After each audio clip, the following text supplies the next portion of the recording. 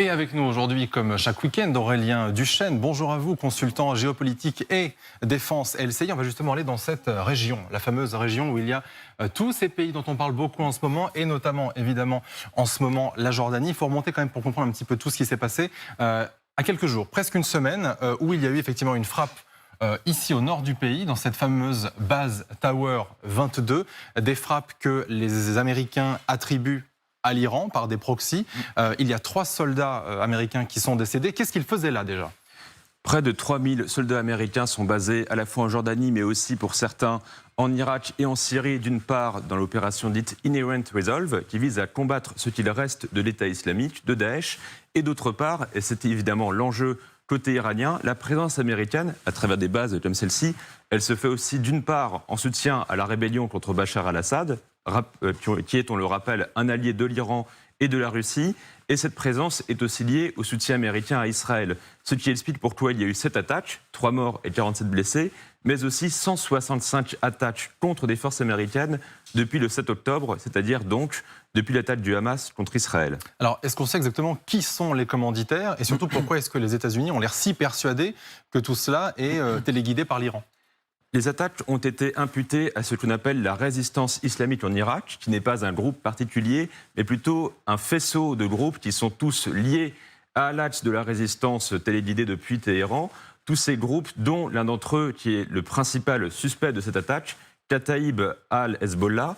Kataïb Hezbollah, qui lui est non seulement la principale milice de cette résistance islamique en Irak, mais qui aussi, d'où le fait d'imputer ces attaques directement à l'Iran, Kataïb Hezbollah fait partie du corps des gardiens de la révolution islamique, autrement dit, directement le bras droit de l'Iran dans la région. Alors du coup, réponse américaine qui a suivi. Il y a eu des frappes hier soir, il y en a eu 7, en tout cas il y a eu 7 sites visés, 4 en Syrie, 3 en Irak. Ça s'est passé en fait ici, justement près de la frontière. 125 munitions de précision, nous dit-on, ont été déployées contre 85 cibles. Résultat, il y a eu a priori 18 morts, 16 dit le côté irakien. Qu'est-ce qu'on sait exactement de cet endroit ? On va vous montrer ici, voilà, c'est vraiment la frontière entre les deux pays, l'Irak et la Syrie. Cet endroit, c'est en fait la concentration principale de tous ces proxys, c'est-à-dire des milices pro-iraniennes. Milices pro-iraniennes dont il faut rappeler une chose, s'agissant de celles qui sont en Irak, elles sont intégrées dans ce qu'on appelle les unités de mobilisation populaire et elles sont parfois alliées directes de l'Irak dans le combat notamment contre Daesh. C'est toute la complexité de l'enjeu et c'est ce qui explique aussi pourquoi l'Irak dénonce des atteintes envers sa souveraineté dans ces frappes américaines qui auront fait sans doute plus de 18 morts. Le bilan est amené à s'alourdir. En tout cas, ce qui est sûr, c'est que cette représaille, elle n'est pas vraiment étonnante parce qu'effectivement, les Américains avaient déjà prévenu lorsque ces soldats américains sont décédés. Ils ont clairement dit, on va mener des opérations, il y en aura plusieurs, écoutez.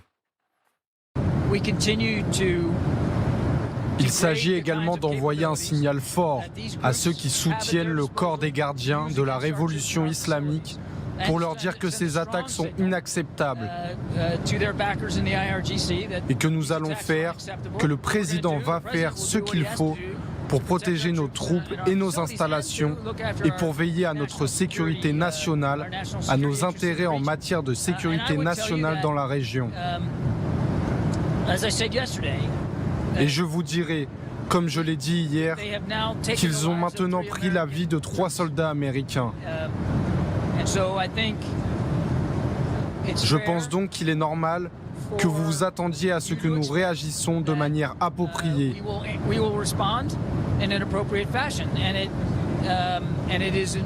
Et il est très possible que ce que vous verrez est une approche à plusieurs niveaux ici. Pas seulement une action unique, mais potentiellement des actions multiples. Les opérations graduées, des opérations multiples, ça veut dire qu'on peut s'attendre sur ce territoire à encore d'autres frappes et de quel type ?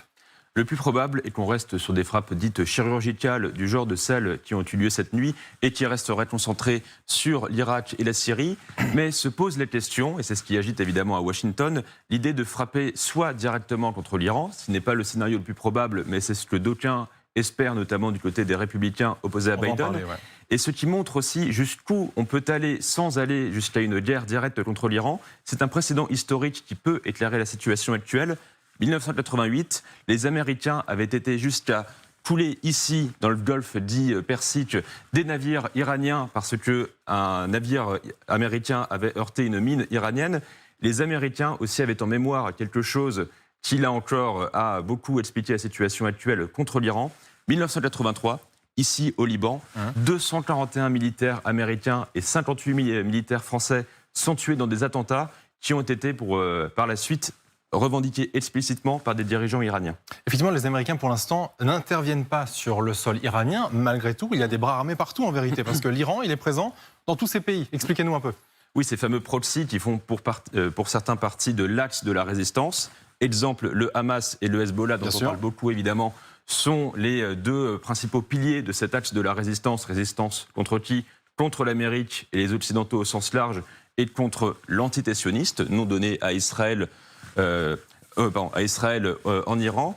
Et il y a aussi ces fameuses milices telles que Kataïb Hezbollah en Irak et en Syrie. Kataïb Hezbollah qui, par clarification, n'est pas le même groupe que le Hezbollah qui, lui, est concentré au Liban. Ouais. Et il y a aussi ces fameuses unités dites de mobilisation populaire qui, elles, montrent là aussi la complexité de l'enjeu. Elles sont soutenues par l'Iran, elles servent les intérêts de l'Iran, mais elles servent aussi parfois les intérêts du régime irakien, qui est pourtant un partenaire des Américains depuis 2003, depuis la chute de Saddam Hussein.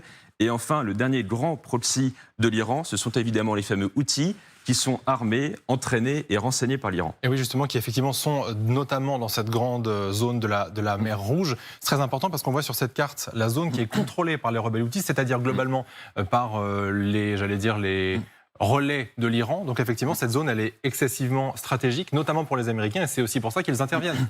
Elle est stratégique pour deux raisons. La première, la capitale Sanaa est désormais aux mains des Houthis. Et la deuxième raison, c'est que le fameux canal de Suez, plus au nord de cette carte, et surtout le détroit dit de Bab el-Mandeb, ici, est absolument névralgique pour l'Europe. On voit là, vue du ciel, on voit à quel point, effectivement, c'est étroit. Donc, en fait, on peut contrôler une zone et finalement empêcher le passage des fameux navires internationaux. Voilà, c'est un détroit stratégique parce que c'est par là, par exemple, que transite une bonne partie des hydrocarbures, comme le pétrole, consommés en Europe.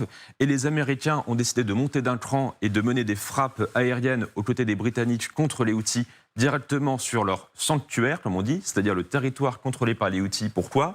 Parce que depuis que les Houthis sont montés en gamme, à la fois attaquent contre des navires commerciaux dans l'idée de perturber le trafic dans la région et attaquent contre des navires américains, voire occidentaux, les Américains ont décidé de frapper le mal à la racine directement chez eux.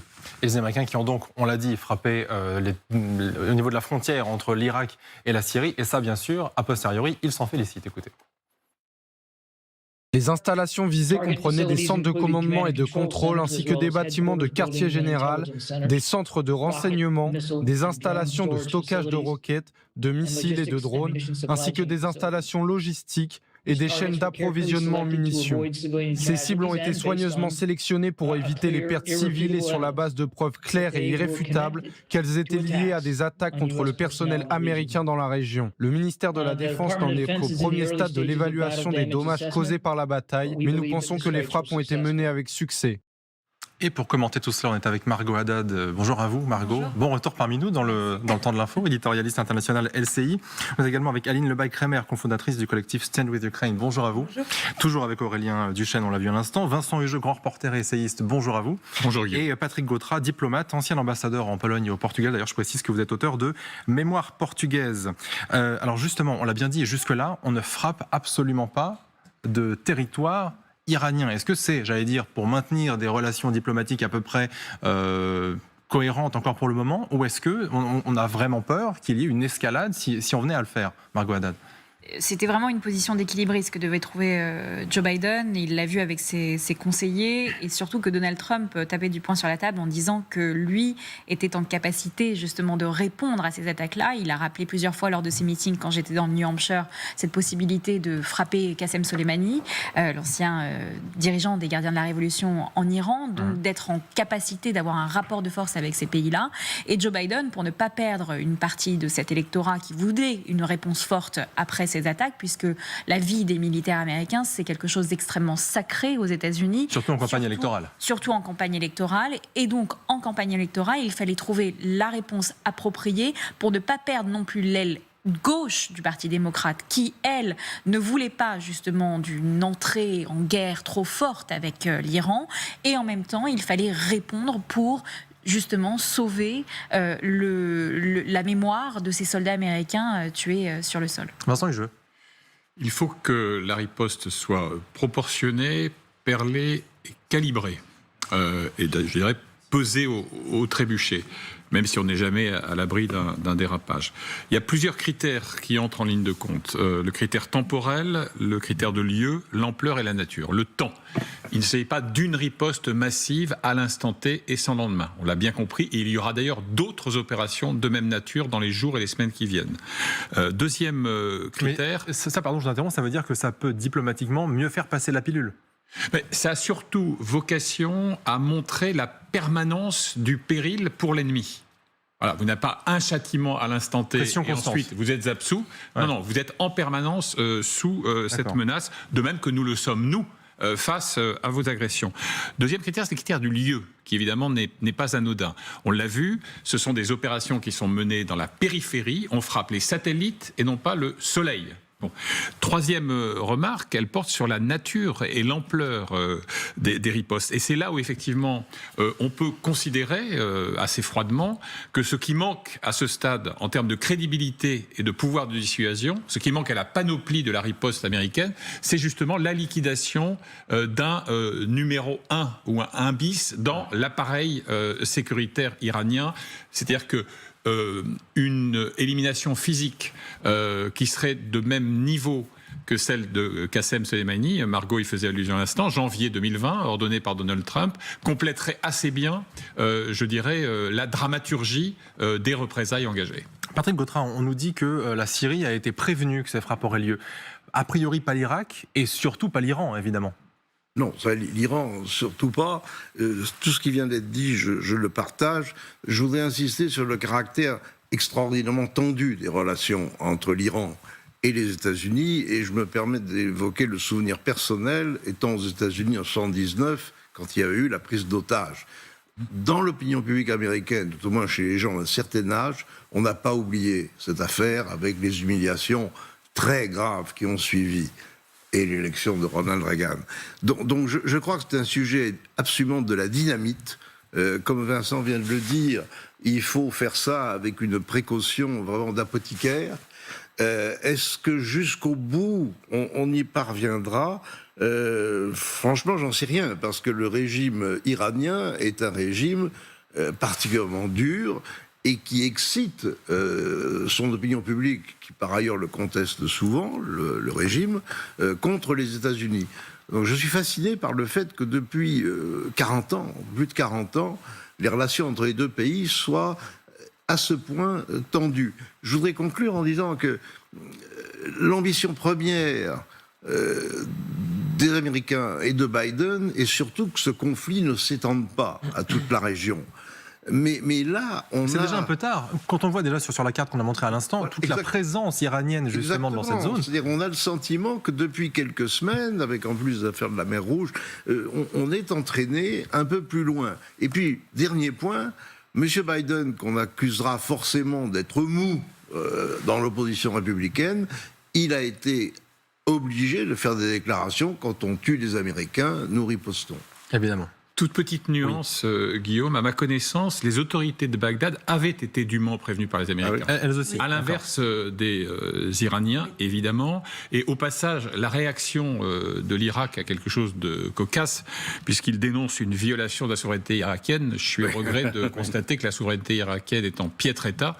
Elle a d'abord été très fortement entamée par justement la présence américaine, et puis ensuite, surtout, par le fait que la plupart des membres clés de l'exécutif et même du Parlement irakien sont des alliés très proches et très loyaux de Téhéran. Sachant que la Syrie également précise, d'ailleurs Aline Le Makremer, que des civils ont été touchés, alors que les Américains précisément affirment qu'ils ont vraiment fait en sorte de ne toucher aucun civil. Oui, les Américains, a priori, avaient pour cible des dépôts de munitions, enfin, ce qui a été rappelé par Aurélien. Je voulais juste dire qu'à l'heure actuelle, les réseaux au Kurdistan irakien bruissent d'une information qui est déniée par plusieurs sources officielles. Mais enfin, il serait question d'une attaque sur la base de Harir, donc au Kurdistan irakien, par une milice islamiste affiliée donc aux gardiens de la révolution islamiste iranienne. Donc à voir aussi ce qu'il se passe du côté du Kurdistan, parce que Erbil est tout de même la cible régulière d'attaque et qu'il y aurait peut-être une espèce de riposte, on va dire, à cet endroit-là. Donc ce n'est pas confirmé, mais enfin, en tout cas, tous les réseaux kurdes sont un peu en émoi sur ce sujet. Alors, il y a quand même une réaction américaine qui est importante de souligner, celle évidemment de Joe Biden, qui a dit « Les États-Unis ne cherchent pas le conflit au Moyen-Orient ou ailleurs dans le monde, mais que tous ceux qui cherchent à nous nuire le sachent. Si vous faites du mal à un Américain, nous réagirons. » Encore une fois, là, on est quand même, Aurélien Duchesne, dans une configuration où on marche sur des œufs parce qu'on voit bien qu'effectivement, on n'ose pas aller sur une guerre ouverte avec l'Iran. Malgré tout, la menace, elle est bien là. Et c'est l'Iran qu'on vise à travers cette déclaration-là. Oui, il y a une volonté de rétablir la dissuasion. Dissuasion au sens où il ne s'agit pas que d'une vengeance dans ces frappes. Il s'agit d'une part de montrer qu'une ligne rouge a été franchie, c'est-à-dire qu'après 165 attaques directes contre des soldats américains, juste ici, il n'y avait que des blessés, là on a des morts. Il s'agit de dire à l'Iran, à travers ces proxys qui mènent ces attaques, qu'une ligne rouge a été franchie et que la prochaine fois, on pourra aller encore plus loin. Et il y a aussi la volonté de Biden de rappeler, qui tout simplement a fait avérer, je citais tout à l'heure le précédent historique de 1988, on voit quand même la patience qui est celle des Américains, parce qu'on peut souvent avoir ce cliché qui serait celui des Américains va-t-en guerre, prêts à bombarder tout le monde pour rien. La réalité est que, par exemple, la frappe contre Soleimani en 2020, elle faisait suite à de nombreuses agressions contre les Américains.